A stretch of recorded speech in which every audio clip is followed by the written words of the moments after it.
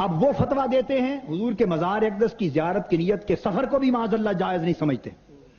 اور میں آپ کو اپنی بات بتاتا ہوں، میں ہر سال حاضری دیتا ہوں، ہر سال، سن لیجئے میرا مسلک بھی، ہر سال حاضری دیتا ہوں، عمرہ بھی کرتا ہوں، مگر میں خانہ خدا میں بیٹھا ہوں، رب ذوالجلال کی عزت کی قسم کھا کے بتا رہا ہوں، میں عمرے کی نیت سے جاتا ہی نہیں، میں صرف آقا کی بارگاہ تکنے کی نیت سے جاتا ہوں.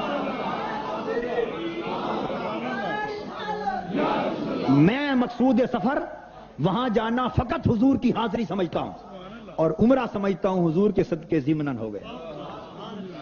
مقصد سفر کا حضور کی بارگاہ میں حاضری، عمرہ ضمناً. اور وہ بھی سن لیں، یہ بھی سن لیں میرا ایک بات، آج کہہ دوں، آپ نے چھیڑ دی ہے بات، تار چھیڑ دی ہے.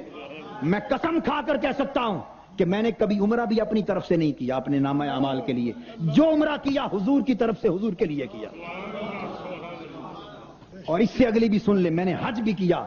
آج کہہ رہا ہوں علماء ممکن ہے اس بات کو مانے، ممکن ہے نہ مانے، مگر میں تو پہلے کہتا ہوں عالم نہیں، میں تو عالموں کا خادم اور میں تو دیوانہ ہوں. میں نے حج بھی اپنی طرف سے نہیں کیا. اللہ پاک قبول فرمانا نہ فرمانا اس کا کام. حج کیا وہ بھی حضور کی طرف سے، حج کیا وہ بھی حضور کی طرف سے.